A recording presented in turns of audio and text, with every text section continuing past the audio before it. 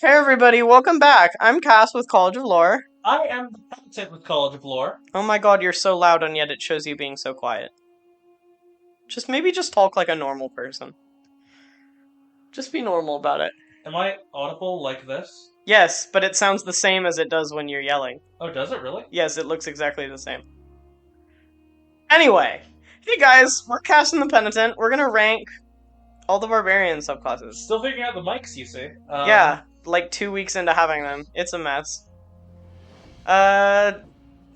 Yeah, let's rank some stuff. Yeah, so before we get into this, Woo. Cass, Hi. you play much Barbarian? Not really, no. Yeah, I don't Not particularly. especially either. I've played a couple Barbarian. I've played a few in my day. I have Some of them are a lot better than others. Barbarian from time to time. Yeah. What are your thoughts on the class? Well, I like them. If you've seen the short I made about them on our shorts channel, I think they're kind of overshadowed by fighters except for the hit dice. Like, Rage is cool, but it's so... you know... I don't know. I feel like fighters can do most of the stuff barbarians can do, and barbarians are so, like, shoehorned into this one specific vibe that I don't super love them, but if you can break out of it, it does bop severely. Alright. That's my thoughts. Tell me how to break out of the barbarian stereotypes I have. Or don't. Tell me how to get further deeper into them. Just tell us something. Tell me something. Also, to us. Go ahead and subscribe. Yeah, hit that motherfucking like button. Ring the bell, and thank you to our patrons. Yeah! Remy Sweet and Of Winter, my beloveds. You guys are the coolest ever. Everyone else subscribe to our Patreon so you can also be the coolest ever. And if you hear some jingling and popping in the background, or meowing... That is our cat, Autumn, who we love. If you checked out the channel update, you would have seen pictures of her. She's the tortie. I love her. Alright. Let's jump into the Barbarian rank. Let's go. Let's do it. Alright. Alright. Number 11. Battlerager. Yes. So would you go ahead and read the black text? Oh, I don't have it pulled up. Hang on. I forgot I have to do that. No, I'm so stupid. I had a silly moment. It's fine. It's fine. I forgot till just now. It's okay. We all had silly moments together. Alright. Cool. I don't know how to say that word. Alright, Barbarian Path of the Battlerager. Known as... Huldjarg. That's definitely not how you say it, but that's what I'm going with. Translates to Axe Idiot in Dwarvish. Battle-Ragers are dwarf followers of the gods of war and take the path of the Battle-Rager. They specialize into combat, striking with their body itself and giving themselves over to the fury of battle. So this one automatically sucks because it's supposed to be dwarves only. Yeah, so I was gonna open with that. What do you think of one that is restricted to exclusively dwarves? It's bad. Like, it says your DM can change that. But it's bad. It's a problem I have, less so, but still a problem I have with Bladesinger as well, for wizards. Yeah. But this is worse. Yep. But not only is it only restricted to dwarves, it's bad. It's also just really bad. It's just bad. So, the shtick with this is that you get, like, spiked armor. Yep. That lets you, as a bonus action, make an attack with your armor spikes against one target within 5 feet of you. It deals a d4. 1d4 of damage. Which... let's see. It's not great. Your reckless attack gives you temporary hit points, equal to your common mod when you use them. You can take the dash action as a bonus action while raging at level 10. Yep. And when a creature within 5 feet of you hits on a melee attack, the attacker takes 3 piercing damage if you are raging, aren't incapacitated, and are wearing spiked armor. So there are a lot of caveats to that ability. And 3 piercing damage at 14th level is really not a whole lot. There are Barbarian subclasses that have abilities that outclass this by themselves. Yep. I think it's real dumb. It's bad. There's nothing about I get what they were going for, but, like, isn't the whole point of barbarians to not wear armor anyway? Hey, did anyone think about that? Hold on, I need to go read a Barbarian. ability real quick. Because unarmored defense does not work unless you're only wearing a shield. Yeah, no, there's nothing in the text of this negates the. Wow. It's bad. Okay, worse than I thought it was. Literally the worst. Literally the worst ever. Yeah. This is maybe the worst subclass in anything.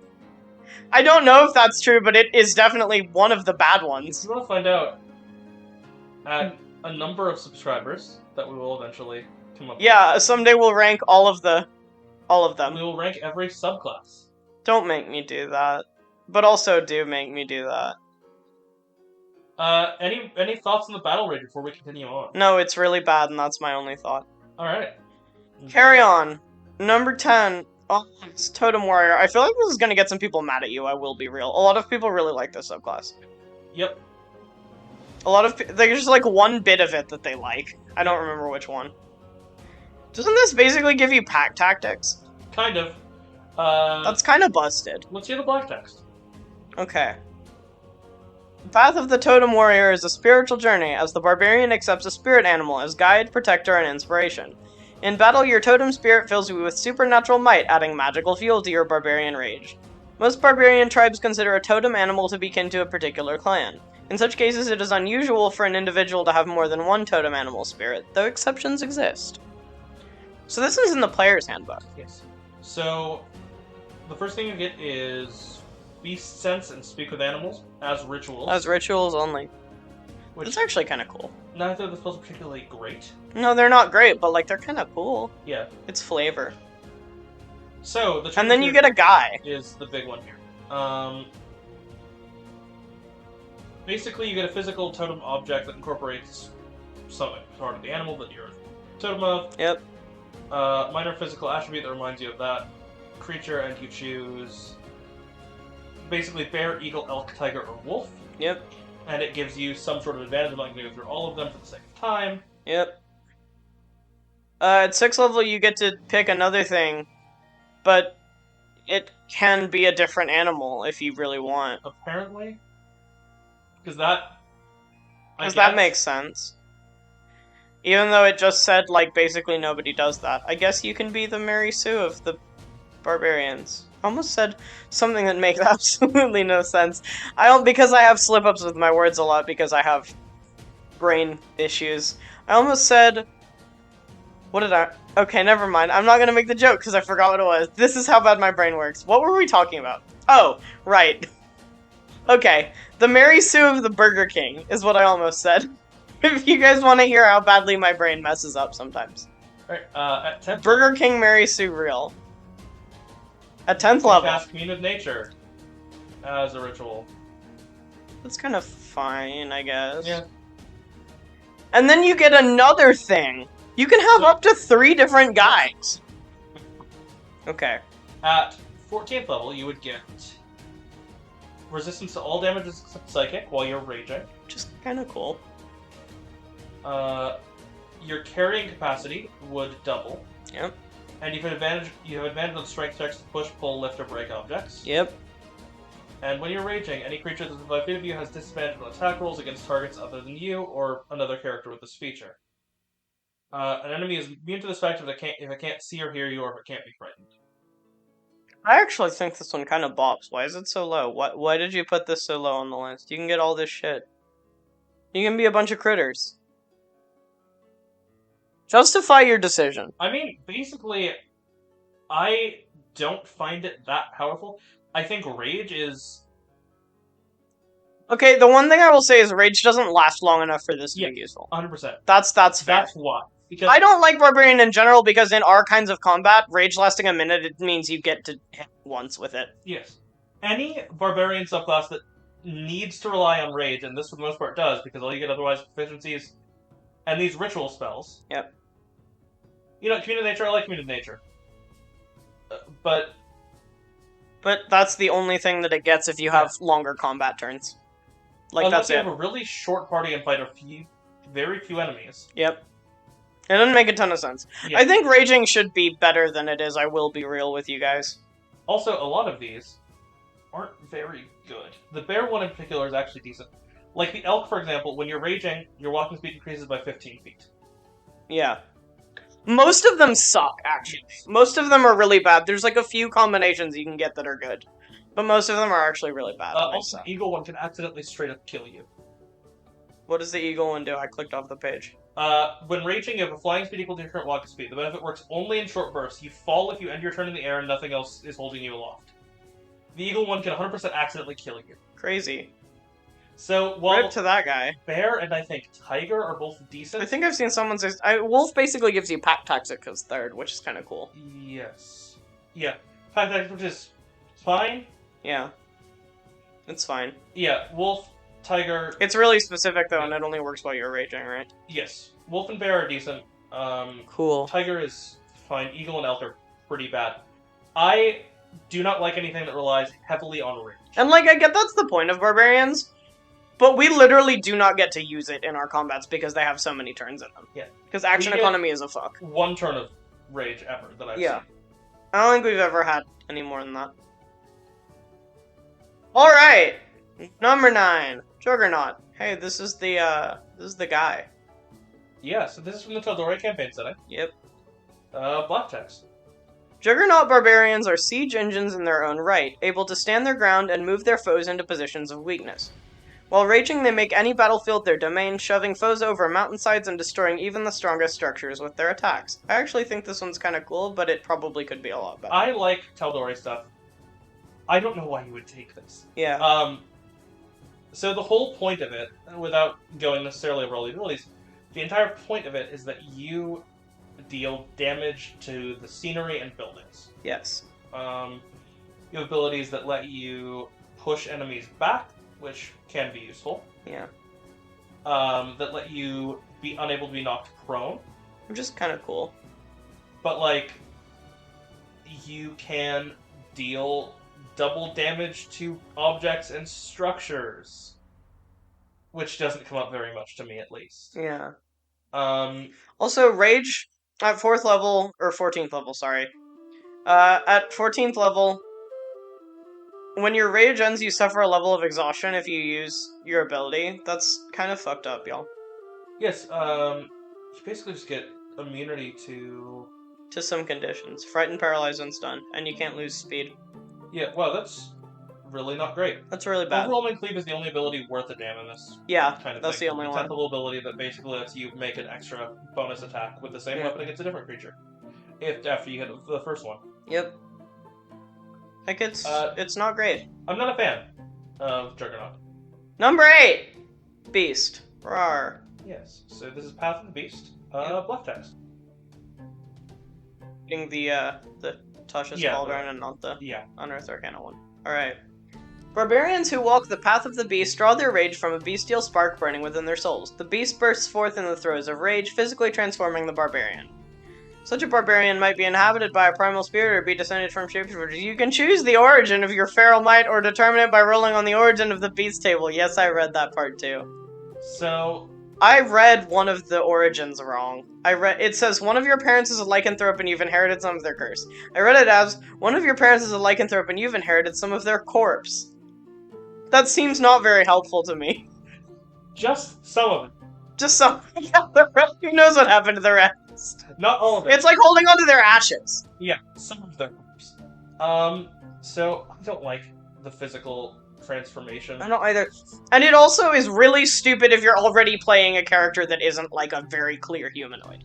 Yeah, you get, like, claws or tail. If you're playing, like, a character that isn't, like, human or elf or whatever, you probably already have one of these things. Yes. Like, most things have, like, claws or a tail or teeth or something. You can get a swim speed, a walking speed, or, sorry, walking speed. You can, like, double jump, basically. Yeah. Double jump.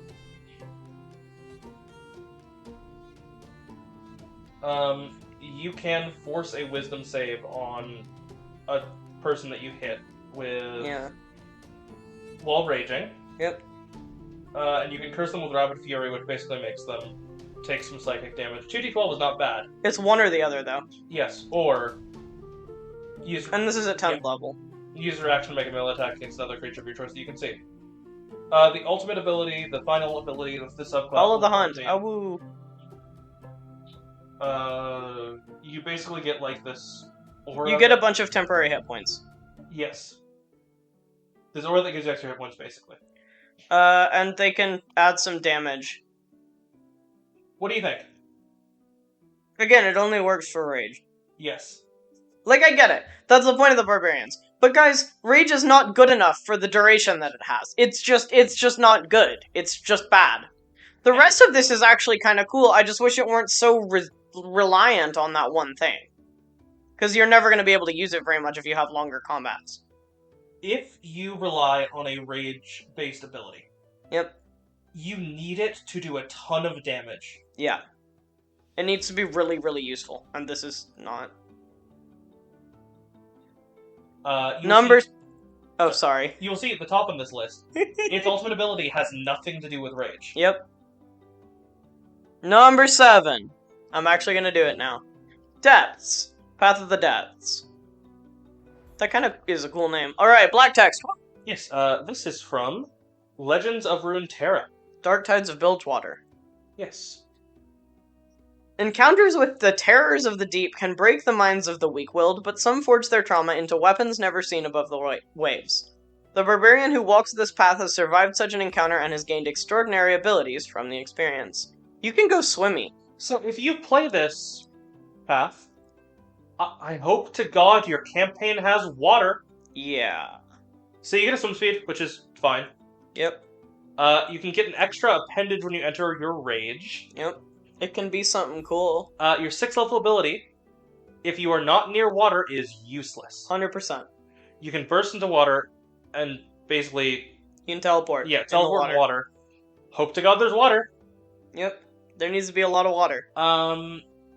You can add up... Your 14th level ability, by the way, also depends entirely on water, because it depends entirely on your 6th level ability that depends entirely on water. At 10th level, you can manifest some adaptations that do with water. None of them are particularly useful. You can get, like, +1 AC, or immunity to Charmed or Frightened, or, like, Echolocation. Honestly, I think this one might be worse than some of the other ones. It's so bad because it's so reliant on the wet. It might be worse than some of the other ones. Like, it's fine because it doesn't rely on rage, but it does rely on something that is maybe harder to get, which is a lot of water. This is cool if you're playing a pirate. The reason it's up here is because it's so useful if you can get in water. If you can't... You're fucked. Yeah. Cool. Do you want to go to the next one? Yes. Number 6. Wild Magic. I do love Wild Magic, but I like it a lot less for Barbarians, I will be real. Yes. Alright, you want the black text? Yes. Many places in the multiverse abound with beauty, intense emotion, and rampant magic. The Feywild, the Upper Planes, and other realms of supernatural power radiate with such forces and can profoundly influence people. As folk of deep feeling, barbarians are especially susceptible to these wild influences, with some barbarians being transformed by magic. These magic-suffused barbarians walk the path of wild magic. Elf, Tiefling, Aasimar, and Genasi barbarians often seek this path, eager to manifest the otherworldly magic of their ancestors.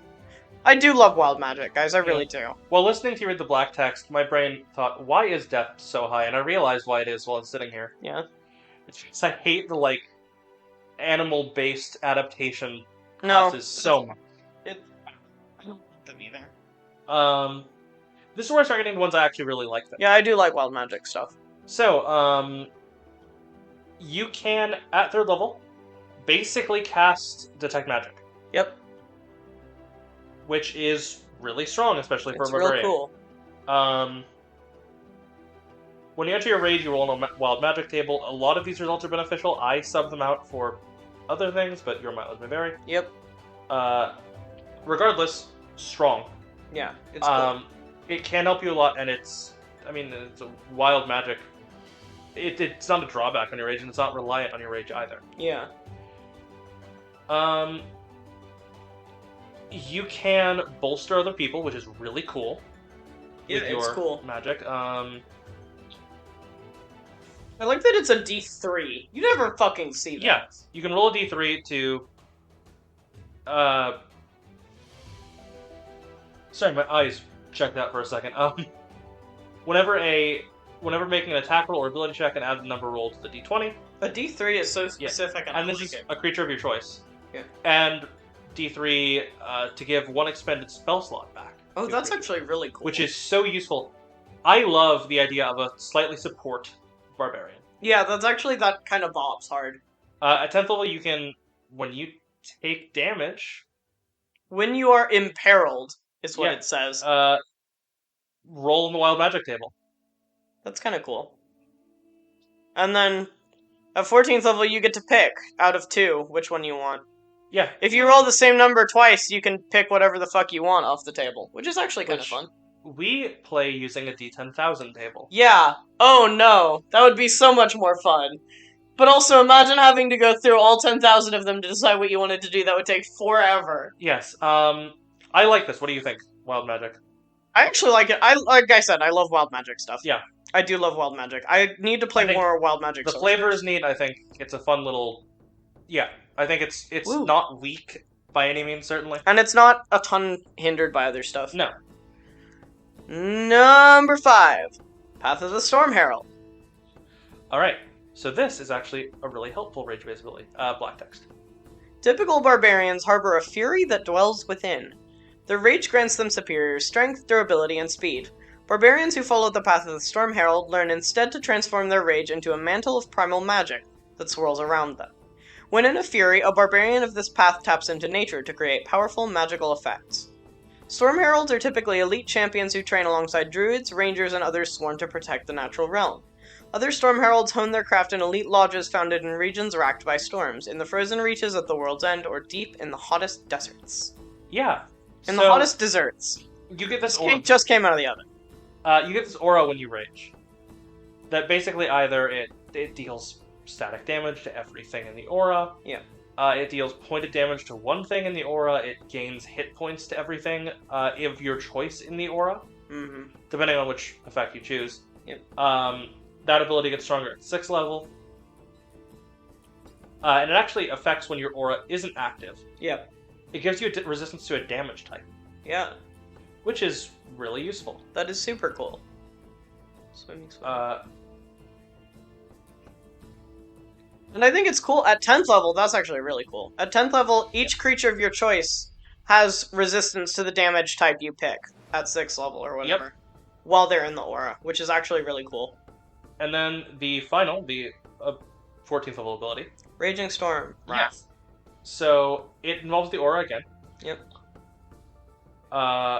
You can just deal a bunch of damage or knock something prone. You can do a lot of stuff. Or reduce something's speed to 0, which I think is interesting. Which is actually kind of cool, yeah.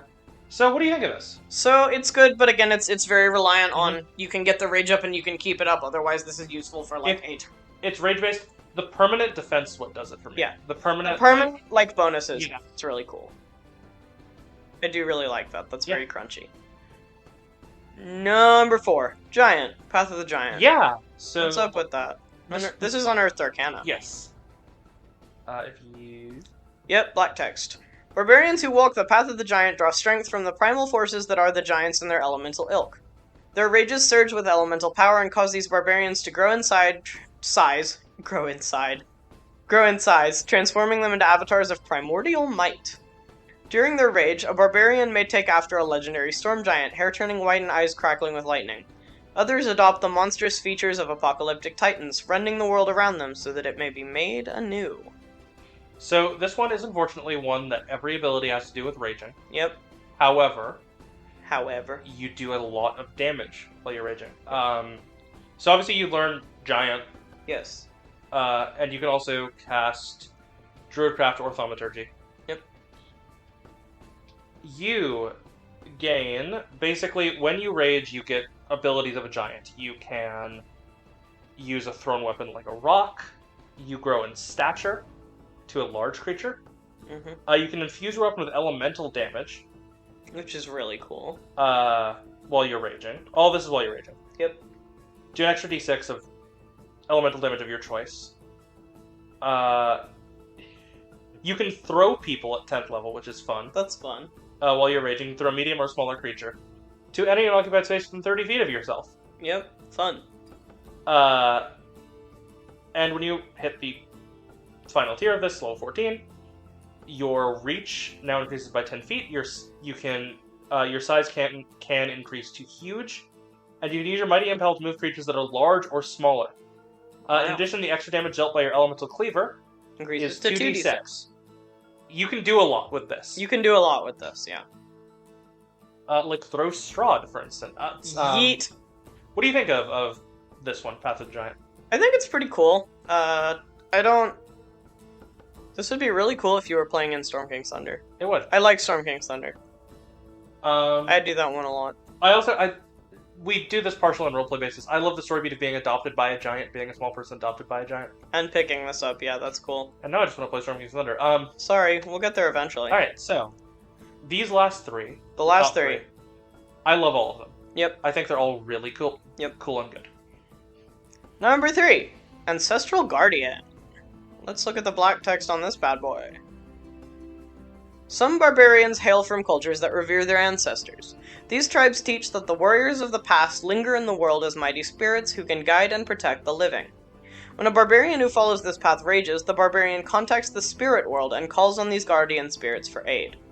Barbarians who draw on their ancestral guardians can better fight to protect their tribes and their allies. In order to cement ties to their ancestral guardians, barbarians who follow this path cover themselves in elaborate tattoos that celebrate their ancestors' deeds. These tattoos tell sagas of victories against terrible monsters and other... Oh, this does two things immediately really well. Number one, it defends, it protects others. Mm-hmm. And two, I believe it is the only barbarian subclass that does anything to your reaction while you're raging. Oh, that's cool. So basically, you summon this crowd of your ancestors to advantage you, disadvantage your enemies. Yes. But at 6th level is when you start protecting your allies. Mm-hmm. Because you can use your reaction to reduce any damage taken by another creature you can see by 2d6. Which is real good. Yes. It's similar to the... What's the subclass? Psychic Warrior. Yes. I love that I just know exactly what you're... I was already thinking also about becomes 4d6 at 14th level. That's really good. Wow. Yes. Okay, that's super good. And And that's all reaction stuff. Yeah. And again, it's based on rage, but like... That actually is a little more useful. Yeah. Because that can happen On someone else's turn. You can use that on someone else's turn. Yeah, it's only you only get one reaction, but still. Yeah, which is huge. Yeah. You can cast Augury or Clairvoyance at 10th level. Yep. Which is extremely useful. Yeah. It just summons a guy. And then 14th level becomes even more useful, because you can use your Spirit Shield and deal an amount of force damage back to the creature when you that it prevents, yeah. That it blocks. So, not only can you prevent, at this 14th level, 4d6 damage. Up to 24, you can deal that back. Yes. Which is like, shoo. It's like counter in Pokemon. Yeah. So what do you think of Path of the Ancestors? I do really like it. I think it is very cool. I don't have good opinions, but I do think it's very cool. It's really neat. I like it a lot. Number 2, Zealot. Oh hey. I like this one. Alright. Some deities inspire their followers to pitch themselves into a ferocious battle fury. These barbarians are zealots, warriors who channel their rage into powerful displays of divine power. A variety of gods across the worlds of D&D inspire their followers to embrace this path. Tempest for the Forgotten Realms and Hexter and Erethnal of the Greyhawk deities are all prime examples. In general, the gods who inspire zealots are deities of combat, destruction, and violence. Not all are evil, but few are good. It's kind of cool. So, the first thing you can do is a little bit of extra damage while you're raging. Always helpful, but... Raise Dead can now be cast on you, or any additional spell that restores you to life. Doesn't need components. Which that is so good. Revivify. That is so good. The second you hit 5th level and you get Revivify, you can be brought back at any point. You don't need the fucking 500 gold diamond or whatever. Which, that is so insanely good ability. That's so good at if you fail saving throw while raging, you can re-roll it. Yeah, that's cool. Which... You can only use it once. Hey, we only get to use most of our abilities once per rage. Damn. I love things that do stuff during a rage when it isn't your turn. Yep. At 10th level, you can give, like, a lot of guys advantage. Yeah, it's a bolster attack. To 10 creatures. It's a bolster effect for up to 10 creatures. Within 60 feet. Yeah. They gain advantage on attacks and saving throws until your next turn. And then, Rage Beyond Death. While you're raging, if you have 0 hit points, you do not go unconscious. You make death saving throws if you go to 0, and you suffer the normal effects of taking damage. But if you would die, you don't die until it ends. And then you die only if you still have 0 hit points. And also, friendly reminder, you can just get brought right back. So, yeah, that is the Path of the Zealot. Very crunchy. What do you think? I love this one. I think that just the Death Defiance is so cool to me. I think it's so neat. It's useful. Yeah, it's really useful. Right. Lastly. And the last one, number 1, Berserker. This does not surprise me, and it's the player's handbook. It's the best one. I agree with you 100%. For some barbarians, rage is a means to an end, that end being violence. The path of the Berserker is a path of untrammeled fury, slick with blood. As you enter your Berserker's rage, you thrill in the chaos of battle, heedless of your own health or well-being. It's like reckless. It's like rage and then reckless attack and then a bigger third thing. This is so cool. I love Berserker. I know it's like base player's handbook. It's such a cool subclass. The first thing you can do is attack as a bonus action on each of your turns. Yeah. You suffer a level of exhaustion, that's fine. You can attack. One level of exhaustion is not that bad. You can attack as a bonus action. And again, if you're getting a bunch of turns with rage somehow, that's really good. Yes, immunity to charm or frighten. That's super cool. And then you can make people frightened of you. Yeah. Ooh. I also realized that is not a rage tied ability. No, it's not. You can just do that. Yeah, basically you can it's just get an the action. Frightful Presence as an action. It is not tied to rage. Also not tied to rage is retaliation. When you take damage from a creature that is within 5 feet of you, you can use your reaction to make a melee attack against that creature. That's so cool. Yes. And like, yeah, it's only once a turn. That's so cool, and it's not rage-based. It's not rage-based, and it's really good, and you will probably hit whatever is hitting you back harder. Yep. You love to see it. So I think Berserker is the best. I agree with you, 100%. I agree. Brief reminder, the order is from worst to best. Battlerager, Totem Warrior, Juggernaut, Beast, Depths, Wild Magic, Storm Herald, Giant, Ancestral Guardian, Zealot, Berserker. Yeah. You disagree? No, I think it bops. I think you know I trust your judgment on these lists. I am always proven correct. If you disagree, do let us know in the comments. Let us know in the comments section. If there's one you really like, and tell us why, because we have opinions, but we want to hear yours. If your rage lasts a while, do let us know how you're doing that. Yeah, how are you doing that? Normally you can get like maybe 2 turns out of it if you have a 4-person party and 1 enemy. Yeah. How are you doing that? Let me in. Let me know. That being said, do check us out on Patreon. Do subscribe to this channel. Like and subscribe. Like a werewolf. Like and subscribe. Yeah. I'm sorry. No, I'm not. I'm not sorry at all. If you're a werewolf, subscribe to this channel. Yeah, if you're a werewolf, subscribe to this channel. Or if you're not a werewolf. Or if you're not a werewolf, subscribe to this channel.